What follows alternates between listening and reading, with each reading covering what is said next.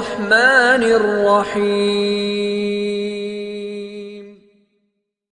شروع کرتا ہوں اللہ تعالیٰ کے بابرکت نام سے جو بڑا مہربان اور نہایت رحم والا ہے۔ علی وائس کے سننے والے معزز سامعین، السلام علیکم۔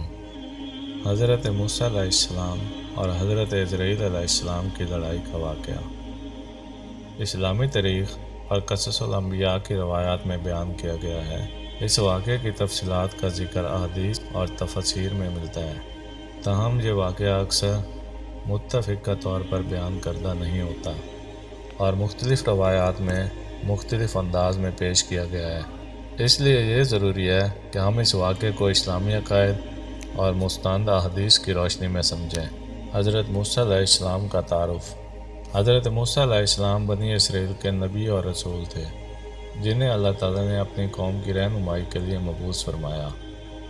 آپ کی ولادت فرعون کے دور میں ہوئی تھی، جس وقت فرعون نے بنی اسرائیل کے تمام بچوں کو قتل کرنے کا حکم دیا ہوا تھا۔ حضرت موسیٰ علیہ السلام کو اللہ نے اس سے بچایا اور فرعون کے محل میں پرورش عطا فرمائی۔ حضرت موسیٰ علیہ السلام کی زندگی میں کئی معجزات اور اہم واقعات پیش آئے، جیسے کہ آپ کا فرعون کے دربار میں دعوت دینا، عصا کا سانپ بن جانا، دریا کو عبور کرنا اور تورات کا نزول۔ ان تمام واقعات کے بعد بھی حضرت موسیٰ علیہ السلام کو اپنی قوم کی رہنمائی کے لیے مسلسل کوشش کرنا پڑی۔ حضرت عزرائیل علیہ السلام کا تعارف۔ حضرت عزرائیل علیہ السلام، جنہیں ملک الموت بھی کہا جاتا ہے، اللہ تعالیٰ کے وہ فرشتے ہیں جنہیں روح قبض کرنے کی ذمہ داری سونپی گئی ہے۔ آپ کا کام اللہ کے حکم سے ہر جاندار کی روح کو اس کے مقررہ وقت پر قبض کرنا ہے۔ اسلامی روایات میں حضرت عزرائیل علیہ السلام کی طاقتوری اور وقت کی پابندی کو بیان کیا گیا ہے۔ واقعے کا پس منظر۔ یہ واقعہ اس وقت پیش آیا جب حضرت موسیٰ علیہ السلام کی عمر بڑھ چکی تھی اور ان کی زندگی کا وقت قریب تھا۔ روایات کے مطابق اللہ تعالیٰ نے حضرت عزرائیل علیہ السلام کو حضرت موسیٰ علیہ السلام کی روح قبض کرنے کے لیے بھیجا۔ جب حضرت عزرائیل علیہ السلام حضرت موسیٰ علیہ السلام کے پاس آئے اور انہیں اللہ کے حکم سے آگاہ کیا، تو حضرت موسیٰ علیہ السلام نے کچھ حیرت اور ناپسندیدگی کا اظہار کیا۔ مختلف روایات میں بیان کردہ واقعہ۔ ایک روایات کے مطابق جب حضرت عزرائیل علیہ السلام حضرت موسیٰ علیہ السلام کے پاس آئے تو آپ نے کہا کہ آپ کو اس وقت کی کوئی خبر نہیں ہے اور نہ ہی وہ مرنے کے لیے تیار ہیں۔ حضرت موسیٰ علیہ السلام نے کہا کہ وہ ابھی مزید وقت گزارنا چاہتے ہیں۔ اس پر حضرت عزرائیل علیہ السلام نے انہیں اللہ کا حکم یاد دلایا، لیکن حضرت موسیٰ علیہ السلام نے حضرت عزرائیل کو پہچاننے سے انکار کر دیا اور ان سے بات کرنے کی بجائے اپنے عصا سے حضرت عزرائیل علیہ السلام کو مارا، جس سے حضرت عزرائیل علیہ السلام کی ایک آنکھ ضائع ہو گئی۔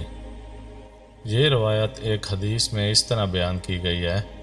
حضرت ابو ہریرہ رضی اللہ تعالیٰ عنہ سے روایت ہے کہ رسول اللہ صلی اللہ علیہ وآلہ وسلم نے فرمایا، جب ملک الموت حضرت موسیٰ علیہ السلام کے پاس آئے تو انہوں نے ملک الموت کو ایک زوردار تھپڑ مارا، جس سے ان کی آنکھ ضائع ہو گئی۔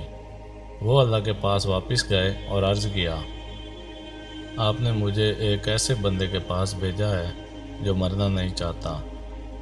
اللہ تعالیٰ نے فرمایا، میرے بندے کے پاس دوبارہ جاؤ اور کہو کہ اگر وہ مرنا نہیں چاہتے تو اپنا ہاتھ ایک بیل کی پیٹھ پر رکھیں، جس جگہ بھی ان کا ہاتھ جائے وہاں کے ہر بال کے بدلے ان کو 1 سال کی مزید زندگی ملے گی۔ حضرت موسیٰ علیہ السلام نے پوچھا، پھر کیا ہوگا؟ اللہ نے فرمایا، پھر موت ہوگی۔ حضرت موسیٰ علیہ السلام نے کہا، پھر ابھی کیوں نہ؟ حضرت موسیٰ علیہ السلام کی رضامندی اور وفات اس حدیث کے مطابق۔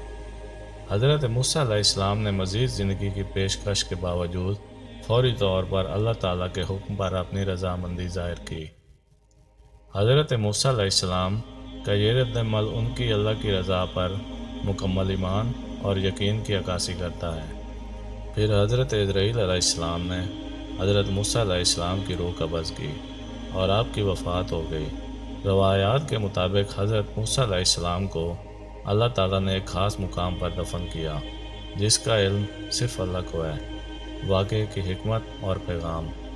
اس واقعے کی سب سے بڑی حکمت یہ ہے کہ حضرت موسیٰ علیہ السلام جیسے عظیم الشان نبی بھی اللہ کی تقدیر اور فیصلوں کے آگے بے بس ہیں۔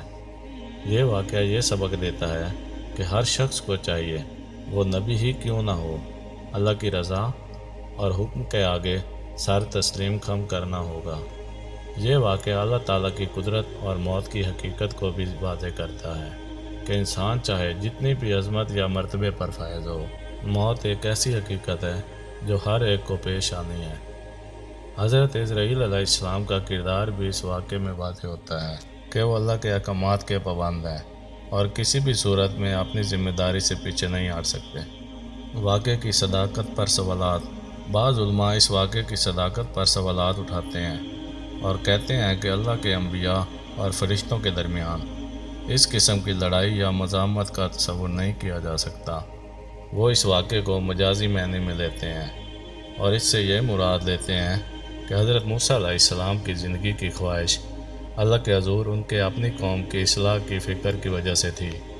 نتیجہ: حضرت موسیٰ علیہ السلام اور حضرت اسرائیل علیہ السلام کا واقعہ ایک سبق آموز اور حکمت سے بھرا واقعہ ہے جس سے ہمیں اللہ کی قدرت، موت کی حقیقت اور اللہ کے احکامات کے آگے سر تسلیم خم کرنے کا سبق ملتا ہے۔ اس واقعے کی تفصیلات کے مختلف پہلو بیان کیے گئے ہیں، لیکن اصل پیغام یہی ہے کہ ہر انسان، خواہ میں وہ نبی ہو یا کوئی اور، آخر کار اللہ کے حکم اور فیصلے کے آگے جھکنے پر مجبور ہے۔